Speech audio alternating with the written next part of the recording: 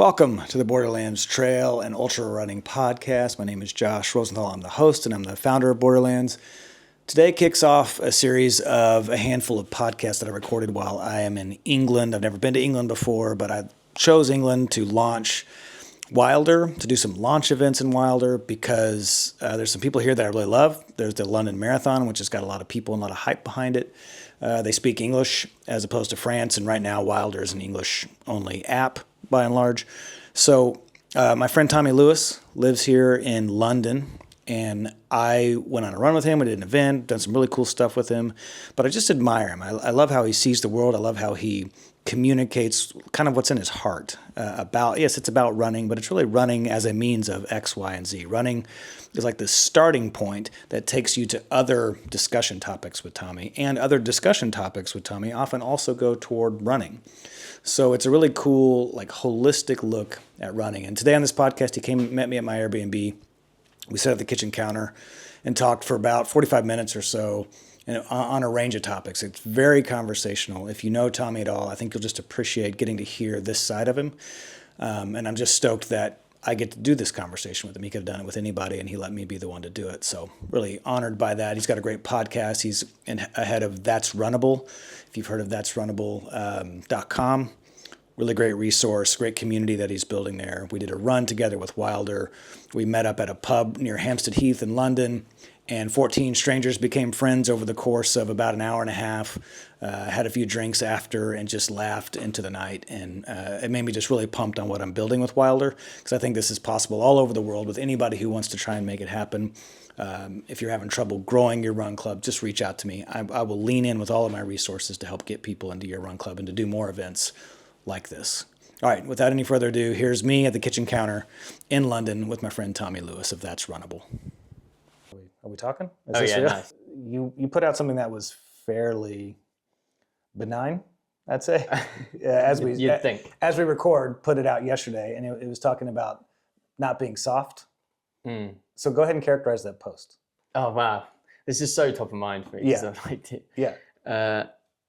Usually, the post is just, I'm often thinking in my head about kind of how I do my content is it might start as like a threads post. Yeah. As a seed of an idea. Yeah. And then I'll be like, I want to do a newsletter on that, and I'll write a newsletter on it, and then I'll do a similar topic, and it'll be a whole podcast episode. So I'll do a newsletter on embracing discomfort, and then I'll do a podcast episode on suffering versus pain and reframing discomfort. Yeah. And then I'll do, a post about, maybe for That's Runnable, I'll do sort of a little post, which is a snippet of the newsletter. And I did that. I took a snippet from yesterday's newsletter, which was just like, we don't want to be soft. We want to embrace discomfort. Yeah. If you look at the post, it's like 6 pages. And actually the first page is like, we don't want to be soft, because anyone who's making content knows that a good hook has people engaged. Right. And so I thought that was a good enough hook, although it was just straight from the newsletter. And then it goes on to say, that doesn't mean we don't look after ourselves. That doesn't mean we don't listen to our bodies. Right. And, it's a very balanced post. Also. Yeah, I thought so too. It was a very balanced But post. then... and then I did get a message from someone who said it was giving off toxic masculinity vibes. Yeah. Just simply, I think, because of the word soft. Yeah. And rightly or wrongly, I think justifiably so, there are associations that people have with the word soft. If soft is used, especially in like a fitness context or whatever, it's very macho, masculine. Right. And I think, the likes of 8 himself have used that, don't be a soft man and all that sort of stuff. Yeah. But I refuse to let those individuals steal the word soft from me. Yes. I think that many people see the value in kind of trying not to be soft or succumbing to the soft voice that we all have in our heads. Right. So that was really it. It was just a case of kind of saying we want to train that in ourselves. And I'm doing a lot of this sort of stuff in the coaching hub, where I'm trying to talk about the very moment where you said you're going to do something and you don't want to do it, and so you have to choose discipline and say no to the soft voice that's saying to you, just sit and chill on the sofa. And it's just like that moment that we all that we all sort of know. Yeah. But I don't think necessarily is spoken about in an intelligent enough and detailed enough way. I think that some people actually sort of, we just talk about it as like, you need to get off your ass, and just be very Goggins about it. But I think there's something very interesting about that moment. And I think there's something very interesting about being 80 miles deep into a 100 miler and having to push through to the 81st mile and to the next step and the next step. And I do think that, I know that, and I've seen firsthand and secondhand how exercise and fitness and training and all that stuff can bleed into the rest of your life. Right. Like it is something that has helped me with my mental health, has helped so many other people. It is something that causes me to focus on being resilient and being thick-skinned and being patient and consistent and disciplined and hardworking. Yeah. All these things are good traits. And all these traits only exist when you, quite often at least exist when you're trying to be tough, you're trying to be resilient, you're trying to be all the things that are the opposite of, the antithesis of soft. Right. My mum, for example, I told a story today on like the caption of my post about how my mum stayed at home looking after 4 kids and a dog in the house whilst her husband, our dad, was out at war for months at a time. Like literally out at war. At war. So, you're talking about someone who needs to show resilience, fortitude, who needs to not be soft and essentially choose to be tough in those scenarios. Yeah. I think that it is a positive thing to encourage people to be tough. Yeah. But with all that, as you'd see from all of my content of the past, you should look after yourself. You should be kind to yourself. You should take breaks when you need to. Yeah. You should train sustainably, not overdo it. Right. But we are all, if we are all trying to do things that are difficult, if we're all trying to challenge ourselves, we all need to overcome softness in some capacity. But I never brought, of course, the sort of gender debate into it, or the masculinity debate. That was brought into the conversation by someone else. And I think usually I do usually let these things just pass. Yeah. But I do think that was kind of an interesting way to engage in the discussion. Yeah. Because I think it's a captivating way to communicate that doing hard things is not exclusive to masculinity or men or anything like that. Yeah. My favorite ultra runner is a woman. So yeah. Who? Courtney. Ah, fair enough. Talk about not being soft, the inverse of soft. Okay, so I think like if someone sees soft, let's say they saw that one post, don't be soft, I'd be curious if that person knows your whole body of work, but no one ever does. No one ever does. And it's easy, it's really easy to go after someone. I mean, lately I've been in this world a little bit with content that we're putting out where, thinking about that hook, thinking about the first thing that someone sees and wanting it to grab their attention without it being clickbait. And so you're always trying to I'm always trying to hold intention, like catch their attention without being like too much and incorrect. But I see the full body of your work. I saw Don't Be Soft, and I know the full body of your work. And I'm like, okay, I have an idea of where you're going, talking about your brand of That's Runnable. But oftentimes I think we just look for this person was looking for, maybe it triggered him, whatever it was. It brought up something. So I think it's a curious discussion. I think because it's a healthy discussion. I like how you made the distinction between masculine, or that doing hard things is not a masculine thing. This person saw it as masculinity, but because it is top of mind for people, and I think it is helpful. Like, what do you think people on average, when they're bringing up this toxic masculinity thing, I mean, what do you think it is? I mean, we see that you mentioned the Andrew Tate, that feels obvious, and I don't want to dive into politics too far, but I'm just saying, like, to get a good working definition on the table, what do you even think it is? Well, I think before I try and answer that almost impossible question. Absolutely impossible. I think, to be clear, the thing that people are triggered by is the word soft. Yeah. I've had a few interactions now with those who have responded, or at least seen the responses that are negative towards it. Yeah. As really it comes down to the use of the word soft. And I think it's the way you communicate about doing hard things that matters. Yeah. So I do think that, both sides, my side and their side, kind of might have slippery slopes to it. Like, yes. I don't know where is the line drawn. I mean, I personally refuse to not be allowed to use soft Right. As a word, but also they are completely justified in having an uncomfortable reaction to that word. Yeah.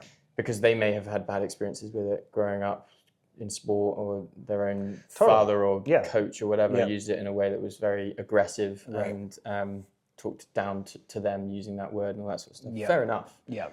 But there are those who don't actually have that reaction. They have the opposite. They want to be told in that style that they need to toughen up and dig deep. Yeah. Some people, it works like that. Yeah. If I was training in the gym with my mum, I would speak very differently to her than if I was training in the gym with my mate Dean, who I sometimes train in the gym with, who gets it, who wants to be told to dig deep, to don't let that inner bitch take over. You know, that kind of language that helps. Yeah. Because you are trying to communicate in different ways to different people, because you're trying to resonate. That's the whole point. Right. We are all trying to resonate. Yeah. It's all that really matters. Yeah. And so the most powerful things are the ones that do resonate the most. And so I will try to communicate to certain people within my audience and outside of my audience using certain hooks, using certain language. If I want to talk to people that have shin splints, the hook will be, do you have shin splints? Or something, you know? Which was yesterday's topic, which is irrelevant to anyone who doesn't have shin splints. Right. Not a political one, so no one's going to get argumentative about that. But if I'm trying to appeal to people who may use the language, you know, soft, and see being soft as something they want to avoid in their pursuits of endurance and training, then I'm going to use that word to appeal to them, to kind of bring them in. So that all that being said, I do think that ultimately the discussion around like toxic masculinity has been brought into that. I feel like I'm a victim of the fact that like I wasn't ready for this to be seen as toxic masculinity. I was simply talking in a way that I could to appeal to people who kind of need a bit slightly more aggressive language, like language that's more matter of fact, to try and appeal to them. Because I'm not always going to be soft with my motivation or encouragement to get people out the door. What is toxic masculinity? That's a hard question. I mean, it's hard to answer. So I think it just gets abused. I think it kind of gets weaponized. Yeah. So what I'm trying to do is like pull it into reality. And I can throw out my thoughts first, because I think also to make it, you know, give you a softer landing into it, I think it's something that marginalizes people. So a way of acting that will marginalize someone who doesn't have the same power that you have. And I don't mean power dynamics in certain types of conversation where power dynamics always gets talked about. I'm just saying, just generally speaking, if you're the coach and I'm the athlete and you get so big with your language, so big with your actions toward me that I get marginalized, which also could probably be defined, that maybe that's where toxicity begins, that someone's marginalized and now everyone has to own their own stuff. Say you're big to me and I don't like it. I've still got to go in and own my own stuff. But I'm thinking it's somewhere in that range of where someone marginalizes someone else. And if that's true, if that's an okay definition to use the term soft, well, I'm motivated by that because Zion 100 Miler, which was a year ago, almost to the weekend, like I said in that documentary that we did about it, that there was a moment in that where I felt tough. And I don't feel tough very often. I feel soft most of the time. So you say, don't be soft. I'm like, yeah, no, there's nothing better than feeling the opposite of soft. And it's even hard for me to say feeling tough. I just don't feel soft. Most of the time I feel soft. And so you have these moments of not feeling soft. So I'm pushing it through that lens. I don't hear, and when I saw the comments and some of the reactions to what you were saying, I didn't see any marginalizing happening by someone who had more power over somebody else. I saw, hey, it feels good to be tough.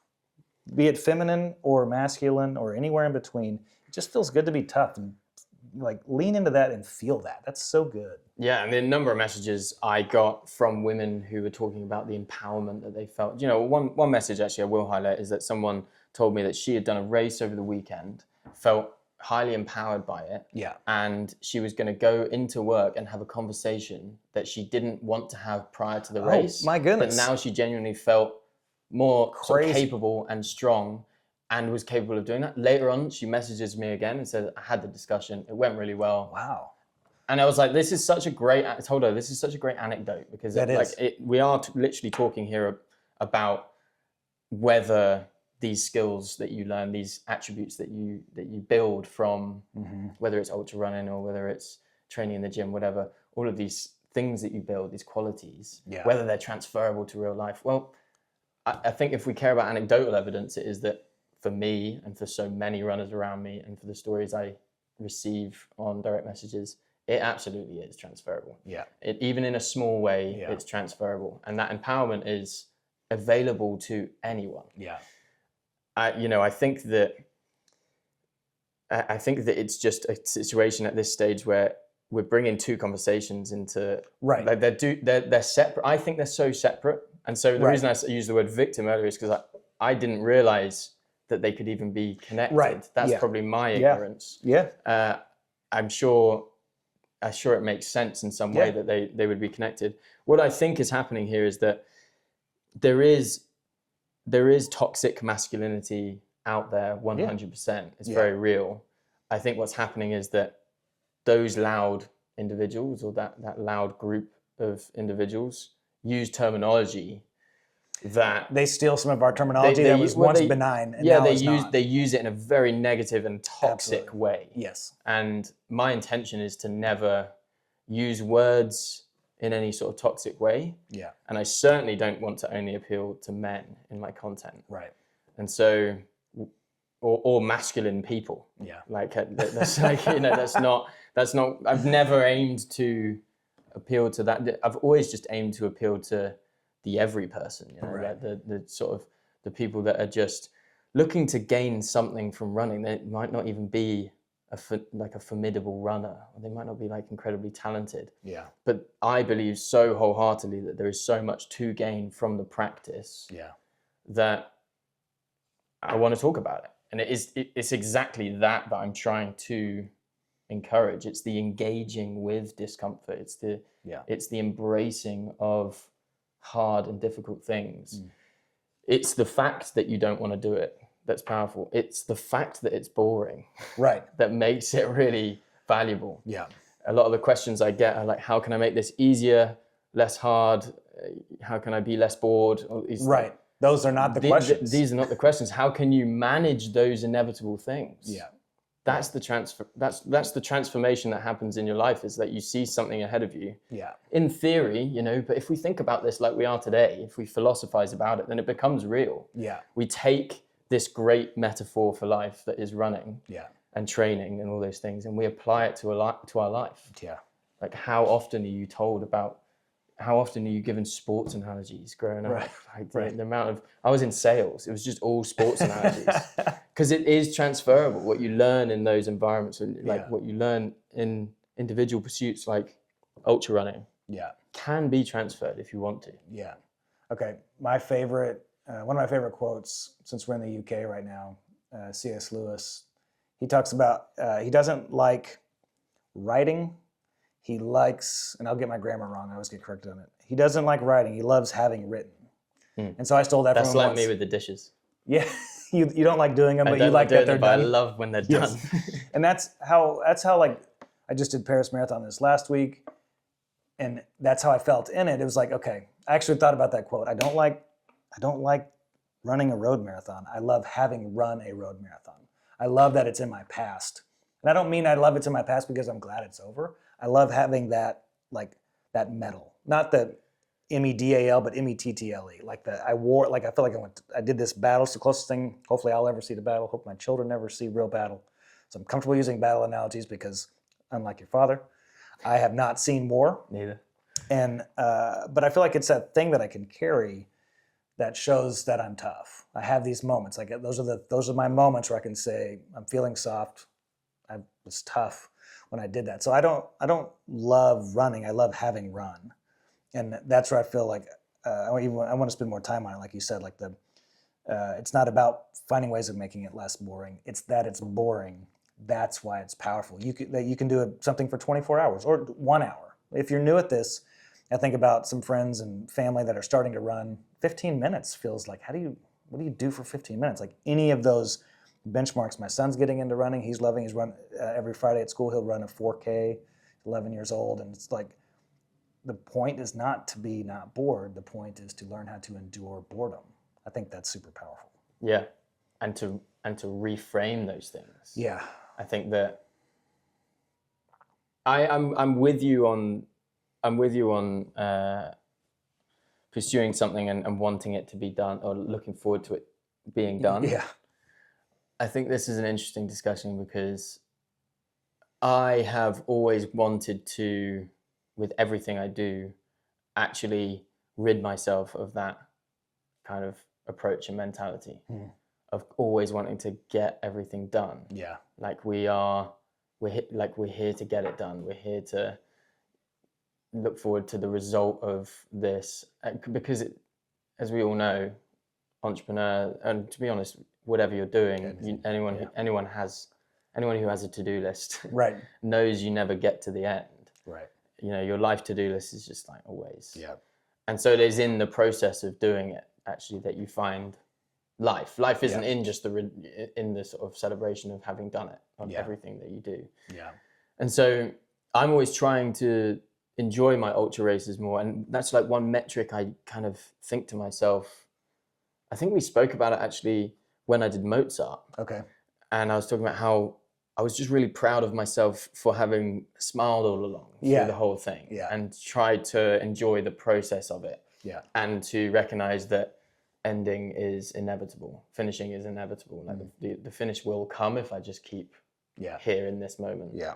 And actually, I think there's power in that, just in teaching people to kind of overcome that milestone mark. Maybe someone's never run more than 20K before, and they just keep going to, for whatever reason, they keep getting to 20K and then they can't do any more. Right. Clearly there's a psychological barrier. And so sometimes it's just better to just sort of hone into the present moment and just let the clock tick by and actually enjoy the experience of it, and stop thinking about the finish line, or stop feeling like you're getting to that milestone of 20K. Yeah. Or I'm on 19K, then I must be like really tired. Just be in the present moment a little bit more, be a bit more mindful of what's happening. Yeah. And then sure enough, it will come. Yeah. I'm trying to do that a lot more, and I'm trying to, although the whole pursuit and endeavor of running and ultra running and trail running and all this stuff, and business and content and the drama of content and all that stuff, as much as I would love a lot of it to be done, a lot of it to be over, I don't want to live a life wishing away every day. Right. One thing I hated about the corporate world was I wished away 5 of 7 days a week. Oh gosh. The idea of celebrating Fridays and mourning the weekend on Mondays was awful. Killer to me. I was just like, that's so sad. Yeah. That you get to live after you've done. I'm looking forward to the end. And I think it's just really difficult. I found it really difficult to enjoy throughout the week. I did try and practice it as much as possible, being like grateful for the moment or whatever. But I think you got to be doing stuff that you do enjoy. Yeah. Or alternatively, you work really hard to figure out how to reframe it so that you actually do enjoy the things that are unenjoyable, suck about it. Unenjoyable. Because I think that's where the value really is. Right. Is finding things that are simultaneously enjoyable and unenjoyable. Yeah. Like there are things that you love, but you also hate. Yeah. That's like they're the best things, right? Yeah.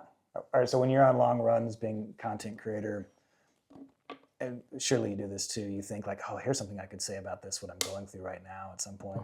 And I haven't posted this post, but I did Eco Trail in Paris, which was a delight on the trail, rained half the time. And I had this post in mind that I wanted to do, but never really did it. And then I'm running in the Paris Marathon, like this is the post I want to do. Never really done it, but just this reality that the thing that I'm dwelling on as it relates to running while I'm in the middle of a hard effort is that I know no better way to practice enduring something I dislike with so much joy. And so, running, for all the great things that running does for us that we could name and we've named a million times, and this is just another one of those things, is that there's no better way to learn how to endure something difficult than running further than you are comfortable with running. Because on the other side of that is proof that you can do it, and it's also stuff that you can take with you into, like that's why I love what your one of your fans, followers, people that you engaged with said, I took that into my real job, into my daily life, and I did something that it was hard for me.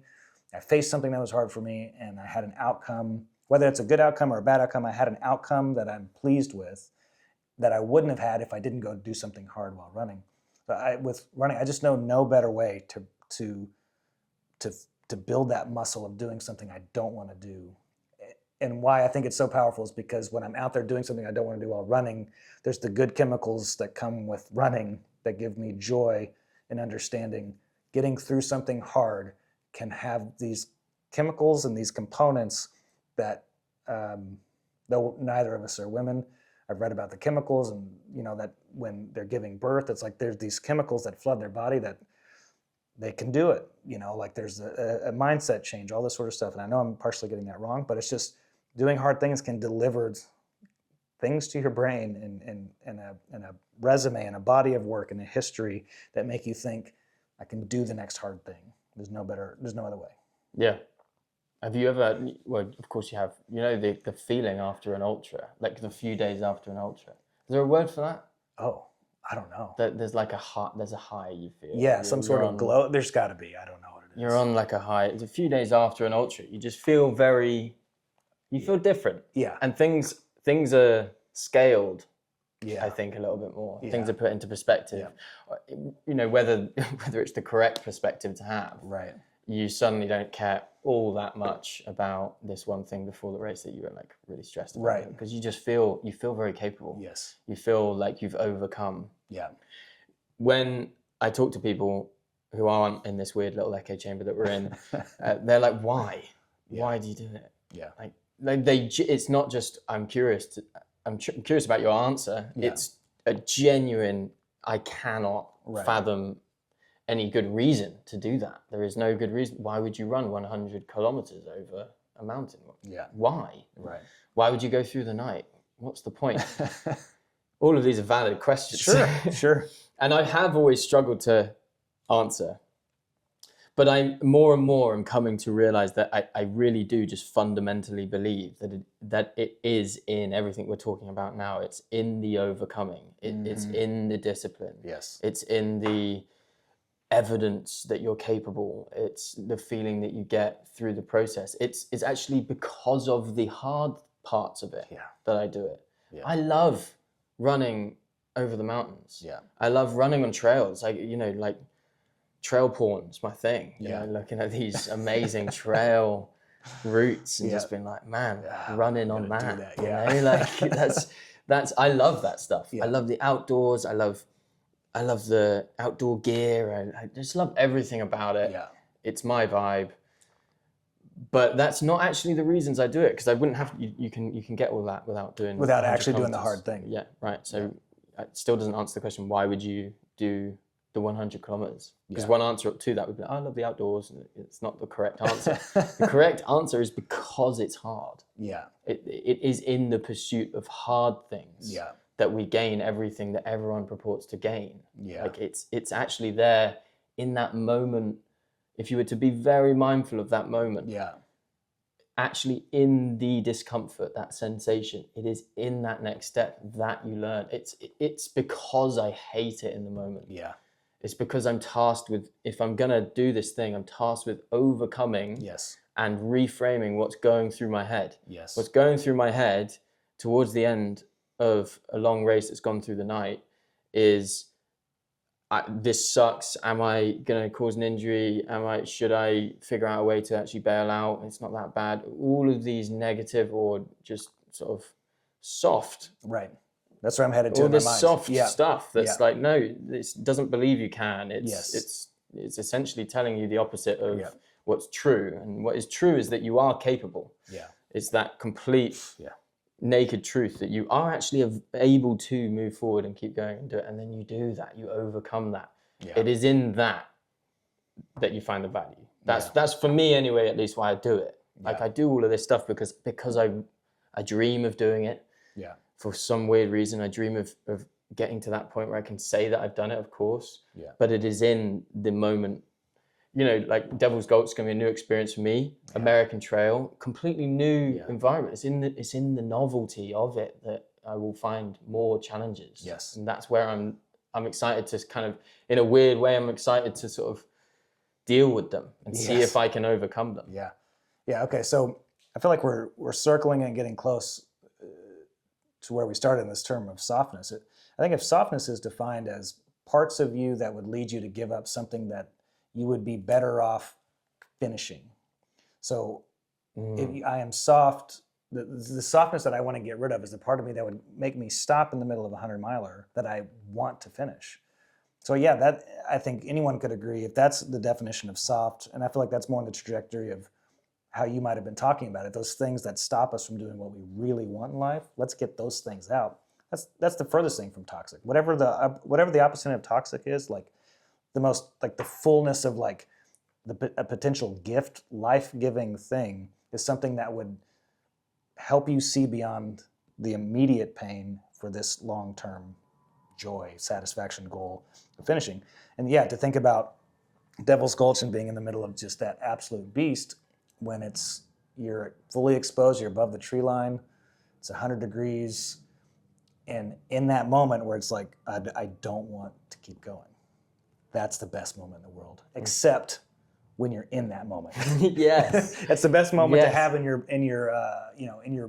past. Yeah, it's the best. It's the best moment because it's the worst moment that you can have. Yes. Without it actually being anything exactly. real. You're not at war. That's the reason. That's the reason I am a proponent for doing. I'm not a proponent for actually bad stuff happening to you. Absolutely. I am someone who wants to encourage you voluntarily going to those places. Okay. Yes, because character is shaped out of bad stuff happening to us. Yeah. And so we can either go have like legit bad stuff happen to us, which it's going to no matter what. We're going to have kids that have pain. We're going to have parents that die early. We're going to go through stuff. Those things are going to shape you.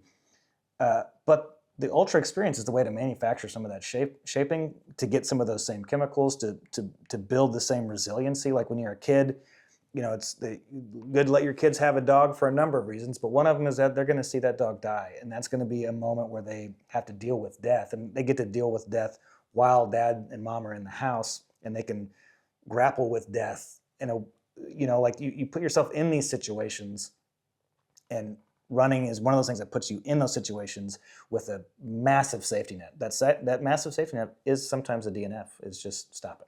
Yeah. But it's also like you're going to be fine. I mean, I think one person, they say like at the Paris Marathon, at least one person dies every year. I mean, so there's some real consequences out there for things, but we're not talking about those. We're talking about still in this like realm of disliking it, but still safe. Yeah, and I'm not saying that it is a legitimate training ground for like actual bad stuff that's happening in your life, because nothing can prepare you for the tragedies of life. But I do think that it is a small way to, on a daily basis, practice just good characteristics, valuable characteristics. And when some bad things happen on the scale of bad things, maybe not the worst of things, but some bad things. Yeah. There are two types of people. There are some people who deal with those things very well. Yeah. They're the people that you kind of respect. You're like, fair enough. Thanks for working with me on this. And there are some people who don't react as you think a commendable person would react to certain things. We've all worked with people who have different reactions to things. Some people are more resilient. Some people are more hardworking. Some people are not. And I'm not saying that we should just make everyone who doesn't show those characteristics run ultras, but I have seen many people run ultras and transform themselves, or I've seen people take up, real serious training and feel like it's completely transformed how they act as an individual. And you can't just deny all of that from being real. All of that matters. And I think these are really important things. It's also just important things for people. Like, I always think of this Anthony Bourdain quote that I can never get right, but it's something I'm going to butcher it, but it's something along the lines of like, every day I'm fighting off a version of myself who just wants to sit at home and smoke weed all day, something like that, Yeah. And I get that, it's just that every day there is a part of me that just would rather just do less, I'd rather actually just succumb to doing nothing. Yeah. But every moment, there's so many moments in life throughout the day that you can try and overcome a bit of that, try and like kickstart. If you really don't want to do anything, then kickstart it by going for a walk or doing something productive. I think that's just generally a good positive message. Yeah. And to me, and to many others, it's helpful to kind of like communicate that in a very matter-of-fact way. Right. To round all of this out and to say like, to some people, it's like, don't be soft. Yeah. Drop down. Give me 20 press ups. Like, Right. Okay, let's see what happens. Yeah. Yeah. I love it. Okay, so you mentioned it, Devil's Gulch. Your next race, though, you're at Madeira? Yes. That's incredible. Yeah. A week on Saturday. Does UTMB put that on? No. No, they don't. Okay. Who does it? Can't remember. I think it's maybe just an individual island race, actually. Okay. MIUT. But you get like ITRA points. Oh, okay. They're called. Nice.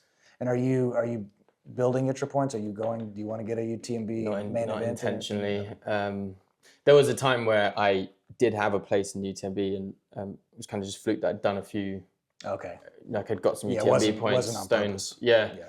I think I'd probably do that. That's probably how I'd end up doing it. Just find interesting races. This one was someone, a good friend of mine who I'm doing another race with, actually. We've done a couple of races, or at least race festivals, Yeah. together. We've done the different races there.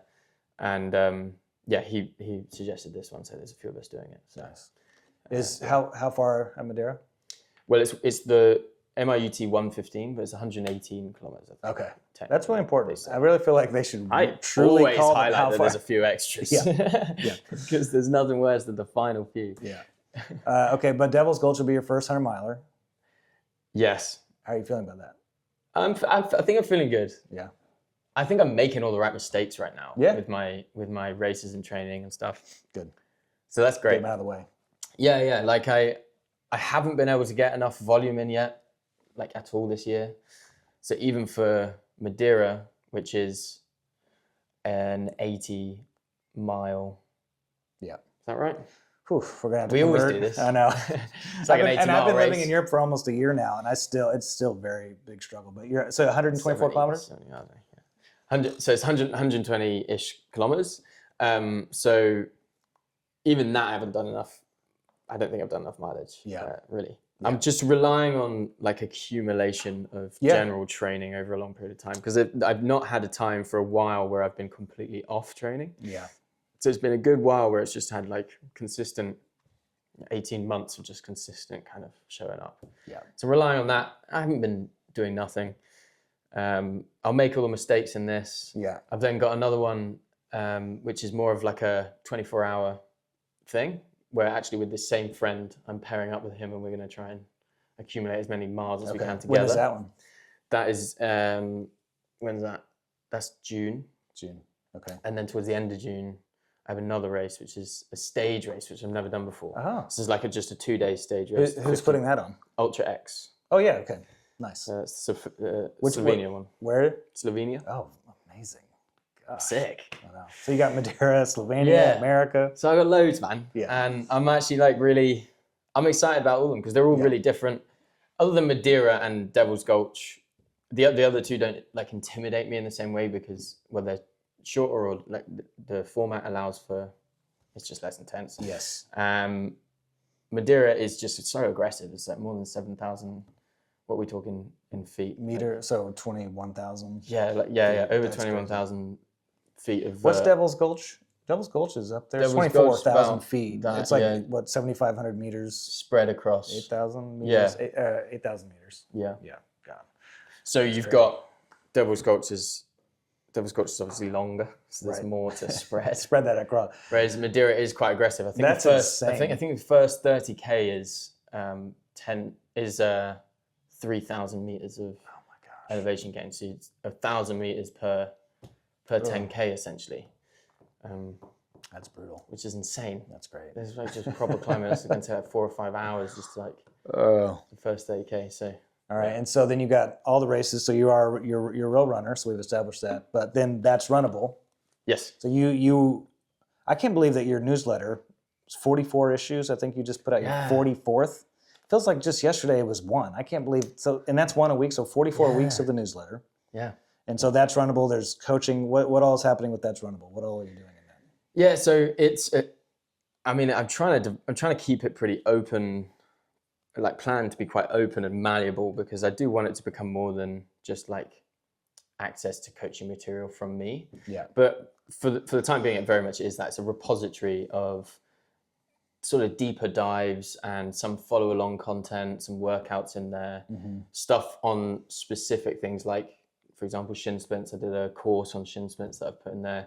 So mostly what you'll find in there is like PDFs, ebooks. When I write more stuff. So you've got like, there's like 5 principles of training sustainably in there, which is like a 28-page PDF.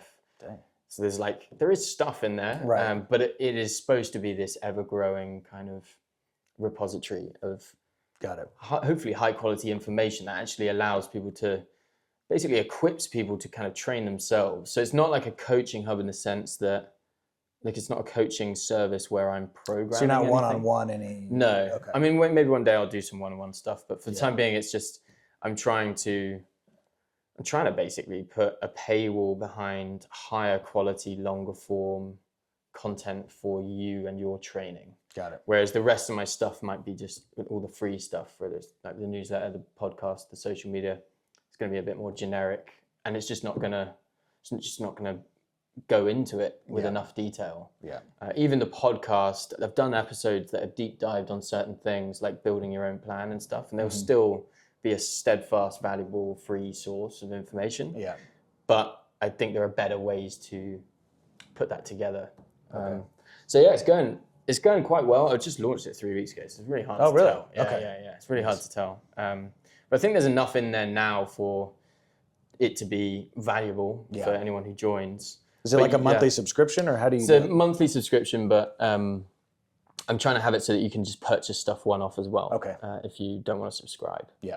But yeah, the membership idea behind the membership is that you gain access to all of it, and then hopefully, I mean, it's really difficult because I do think that the community stuff is like an add-on. Yeah. But I do think it would be cool to be able to have a bit more of a community feel in there and have people sort of interacting with each other. Yeah. But there'll be like live Q&As and stuff that we'll do. Yeah. Like we'll jump on a call. Yeah. But yes, I'm just trying to create a bit more of a tight-knit community that can really focus a bit harder on, like, I guess all the stuff that we've spoken about here, like all that good stuff. Yeah. I'm really trying to get all of that kind of philosophy of training, the focus on like embracing discomfort and all that sort of stuff. Yeah. Really trying to put that into the content. Yeah. Because I do think that that's missing a bit. Yeah. In a way, and like I find it really fun to really think about how I think about all this stuff. Right. Because actually I've been training now in a serious way for about 12 or 13 years, and I've been qualified to be a PT for about 4 years now, and I just am very obsessed with all of this stuff, but I don't think I've actually ever sort of thought about what's going on in my head, right, and then put it all out. That's one of the reasons I love the podcast, like the podcast format, and having conversations with like-minded people, is because I've got things in my head, and I'm not a technician, but there's lots of things that I'm working out, and it's good to get them out and like talk about and work it out with people, because I think there's value in pulling all these things for those of us who just our minds are never stopping, to pull those out and put them in a format that might be useful to people. I find it fun. Yes. And I can tell you find it fun as well. I love it. There's no way I could do, I think this, I just released today episode 164 so impressive. 15 and a half months, because I love it. And it's a format that I feel comfortable with. But the reason I'm in London right now, I've never been to London. First time in London is our kids are on holiday in Paris, and we just released Wilder, and so got this event with you tonight. By the time we air this, it'll already have come and gone a long time. Yeah, and we're doing the launch event in the center of the universe. Yes, in the center of the universe, London. At Hampstead Heath Park. We used Wilder. You promoted it to your audience, and we got about, as of now, 30 RSVPs. But I'm going to do a lot of content, because I'm going to use it as like a case study to say, hey, anyone who's got, people, like if you're an influencer, or if you're just someone who is going to another city or something like that, you can put a run there and then go run with a bunch of people you never met before. And it is very cool, I have to say. Yeah. I'm someone who has always been very much a solo runner. Yeah, me too. It's kind of funny that I'm the one who's built Wilder. Yeah. But what we're going to do tonight, I'm actually looking forward to, especially because I'll be there with you, but there's going to be 29 people I've never met before. Sometimes that would blow my mind and overwhelm me too much, but Never been to London. I'm going to run with 29. I know. We call them Londoners. Yeah. I'm running with 29 Londoners tonight. Sweet. That's pretty cool. And none of us know each other. Yeah, and we'll all go have a drink after, maybe, Yeah. and we might, and then that's when we'll probably be a little more comfortable with it. Yeah, no, it's cool, and you got me thinking, whilst I'm still here in London, of just throwing up a group run and going, do you know what? Actually, because I can actually now facilitate it on an app. Yeah. I am happy to do. I'm going to be here doing 20K if you want to join. I mean, it'd be amazing. But I can't wait to do that tonight. I love this conversation. I'll probably edit out some of the early names we mentioned so that people don't hold it against us. Yeah, right. You got to do that now. All right. Maybe bleep out soft. Yeah. As well. I'll bleep out soft. I'll bleep out Joe Rogan. All right, man. Thanks. Cool. See you.